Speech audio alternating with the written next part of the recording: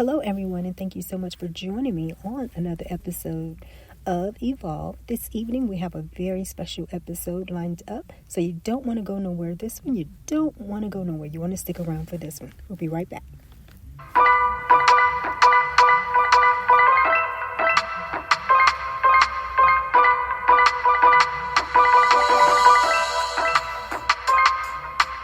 The information provided in this podcast is not intended to constitute legal advice.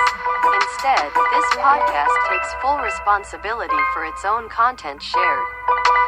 Music acknowledges and credits used in this episode are the rights of the artist, royalty-free music used with permission granted. This podcast may offer links to other sites, thereby enabling you to leave this site and go directly to the link site. This podcast is not responsible for the content of any linked site. Such links are for the convenience of the user visiting this podcast. This podcast isn't responsible for loss or damages or misinformation provided from those links shared. All shared links resources have been validated by the site provider.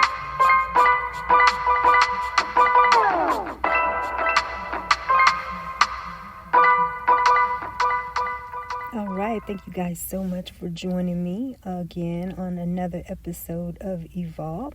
Like I said, we have a very special episode tonight. The topic is going to be very special.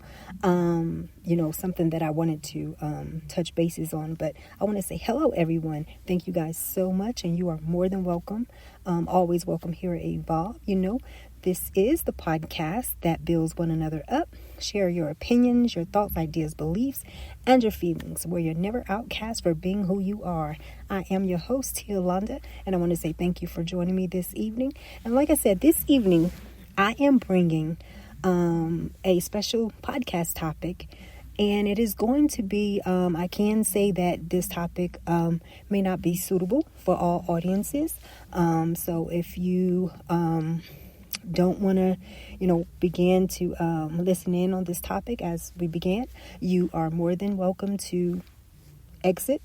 I will not be offended. But anyway, it's going to be in regards to officers who do protect and serve those within our community. I wanted to share my thoughts and opinions with you, a short episode. This isn't to bring on backlash, drama, or conflict, but opinions we are all entitled to share, and this podcast is one I can do that at, and I felt that I should, as we know, this topic isn't recognized as after, a trauma has been inflicted upon the innocent by an officer of the law. So I wanted to speak on this topic. Once again, this isn't to bring any kind of confrontation or uproar to anyone, or this podcast. So please, if you feel offended once I begin to speak about this topic, and if you feel offended, you can excuse yourself rather than listen and be offended. I do thank you for doing so. So with saying that, let me begin with tonight's episode. And it's entitled, In Regards to Officers Who Protect and Serve Within Our Community. After seeing such devastating, heartbreaking stories of what is happening in America from those who are to protect and serve, how are people of color able to trust our police? Because whether you agree or not, when one cop commits a crime that has taken an innocent person's life, all police officers are looked at as having been that person who committed that crime. We don't really look at just that individual, but we look at the entire police force, because by now trust has been broken. After seeing one crime after another, you start to lose trust in who is supposed to protect and serve. How can one person make a call for help and end up being the one shot dead? In respect for her, Miss Sonia Macy, as we all have heard her story, but why is this even happening in America, and how every day and this is, me every day as I walk out my door, I am worried about who is the next victim, gunned down by the police, because it's been too many. Now it's another woman. Does another person's life not matter at all? Do you think about who and if anyone is around to raise the deceased kid or children? Or have you even thought about when you officers commit these crimes, have you even thought about what it does to those fellow officers beside you who are, actually protecting and serving and building trust within the community? Who are in the community building, relationships with those who have been hurt by those who are shedding innocent blood. It's actually officers out in the community who really are and have been trying to redo the damage that has been done. Do you think about those officers? Because when you officers who are, just out taking lives, your actions aren't just affecting you. It's affecting the entire police force. All of the officers look bad. Do you think about that or them? Because it's actually some officers in the community who do protect us and serve. It's not fair to them, the ones who visit the schools, taking time out to comfort those little ones who have been afraid or, who have been told be afraid of the police because of crimes committed against those with their, color of skin. They are trying to give these kids a positive image about policemen. How many kids now grow up wanting to be police officers? Have you thought about that? How many? You're taking away, the once good that many policemen did, for the community by taking the bad criminals off the street. Kids love to become policemen because of that. But now, not many are growing up wanting to be policemen. And, that's so sad to me. I am angry because, it keeps happening and it needs to stop. Our community won't be safe anymore. Pretty soon we will, we are or will be reliving history. History is only repeating itself with hate. It's not by lynching anymore. It's merely by guns and saying, well, he or she threatened me, so I shot. When will this stop? It's pure hate. That is what it is. It's hate. But what are you hating? A skin color? Because it's not enough communication to say you were threatened. When all the communication has been, I can't breathe, or I'm sorry. I'm just angry now. Many people of color have to or will be, when they walk out their door in fear of possibly having a run-in or a confrontation with police, thinking, could I be a target or their victim? Who wants to live with these thoughts as they walk out their door? And I haven't seen many Caucasian people talking or speaking up about this, just a few. But how many want to say something but are just too afraid to say anything? Is this a movement of angry officers, or is it something more that is a new culture of white supremacy? I can't help but wonder what it is. Whether is this, where is this hate coming from? I'm thinking, and why it's 2024 and we still are, as Black people, are fighting to be who we want to be and live in peace with our families, while this separation of families and hate is still strong. You just wonder, why do Black people pose a threat to so many non-Blacks? Why are people, we are people, just as you are. We love our families, just like you love yours. We want to work and provide just as you're working and providing. We go to church and share worship in Christ as you do. I don't even know how to be positive anymore when it comes to the system or the police, because it's good people in these places who don't like this type of behavior, but they are outweighed by those who are participants in this kind of hate.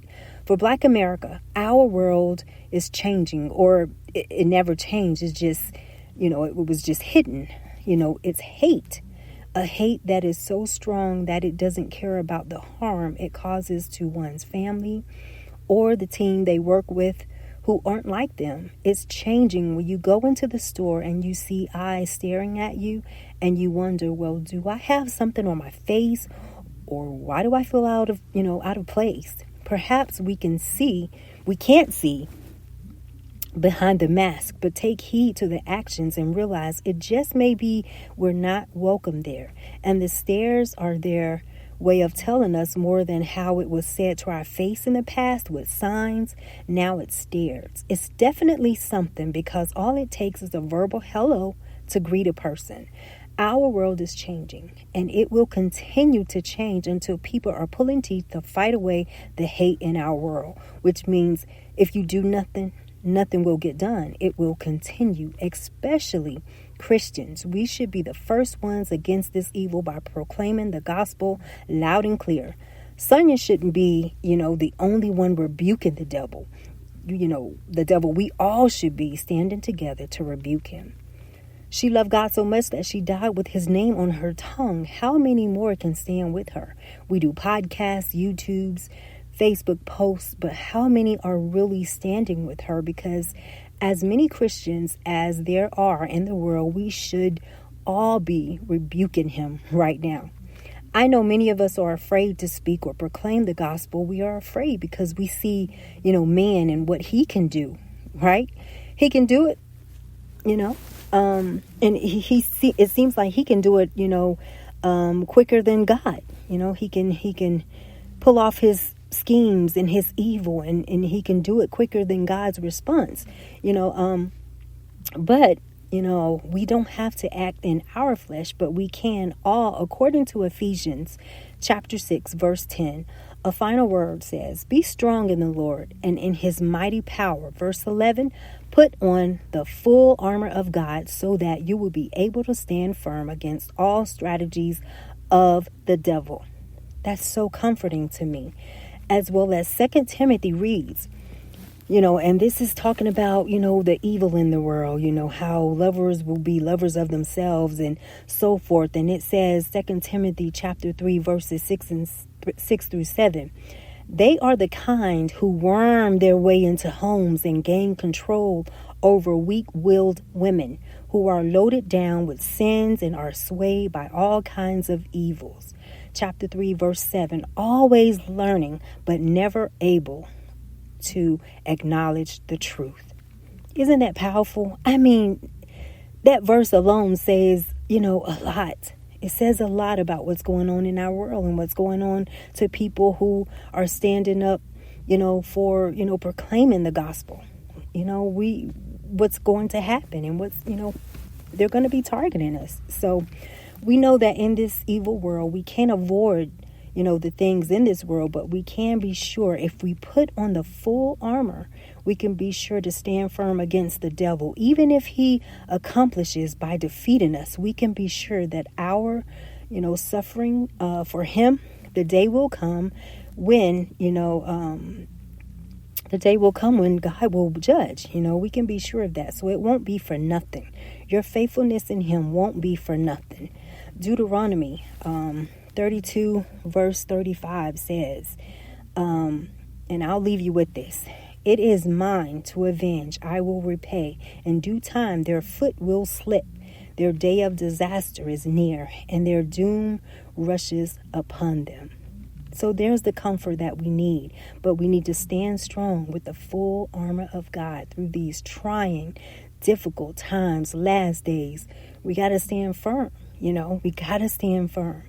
So, with saying that, I wanted to do this episode, and I wanted to say thank you for joining in with me on this special episode of Evolve. And I'd like to dedicate this episode to Sonia Macy and her family and all the officers who are in our community providing the right to protect and serve, those us within our community. So, with saying that, this is Tia Londa. Be sure to visit the website and show support to this podcast. Or if you'd like to be a guest, get in touch by sending your email to evolvetopics@gmail.com. Thank you for joining in, and see you on the next episode of Evolved.